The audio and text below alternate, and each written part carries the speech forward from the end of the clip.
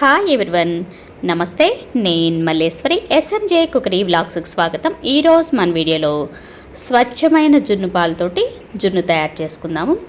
మనం ఈ normal milk ఎన్ని కలుపుకోవాలనేది వాళ్ళు ఈ జున్ను పాలు తీసుకొచ్చినప్పుడు ఇవి ఎన్నో రోజులు అని అడిగితే వాటిని బట్టి మనం పాలు పోసుకోవచ్చు. 1 గ్లాసు జున్ను పాలకి 1.5 గ్లాసు క్రీమ్ మిల్క్ వేశాను. అలాగే ఆ గ్లాస్ తోటే 3/4 గ్లాసు బెల్లం వేశాను. మీరు రుచి చూసుకున్న తర్వాత కొంచెం ఎక్కువగా తినేవారైతే 1 గ్లాస్ వేసుకోవచ్చు. మిరియాలు, యాలకులు దంచి వేసుకుంటాము. ఇవి వేసుకోవడం వల్ల అరుగుదలకు బాగా పనిచేస్తాయి. జున్ను అంటే ఇష్టం లేని వాళ్ళు ఎవరు ఉండరు కదా. ఈ జున్ను తీసుకోవడం వల్ల ప్రోటీను, కాల్షియంతో పాటు విటమిన్ డి డెఫిషియన్సీ ఎవరికైనా ఉంటే కనుక ఆ ప్రాబ్లం నుండి సాల్వ్ అవుతారు. వీలున్నంత వరకు ఎప్పుడైనా అందుబాటులో ఉంటే కనుక జున్ను సంవత్సరానికి 4 సార్లైనా తీసుకోవాలి.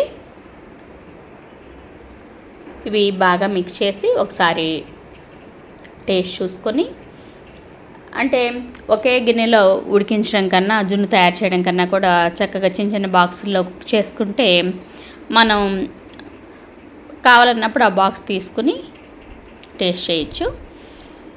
కుక్కర్లో 1 గ్లాసు నీళ్లు పోసుకొని మనం తీసుకున్న గిన్నెలన్నీ కూడా జాగ్రత్తగా అరేంజ్ చేసుకొని 20 నిమిషాలు ఉడికించుకుంటే టేస్టీ జున్ను రెడీ అయిపోతుంది. ఇడ్లీ పాత్రలో ఇడ్లీ కుక్ చేసేటప్పుడు కూడా 8 నుండి 10 నిమిషాలకి మనకి ఇక్కడ ఆవిరిలాగా వస్తుంది కదా, స్టీమ్ వస్తుంది కదా.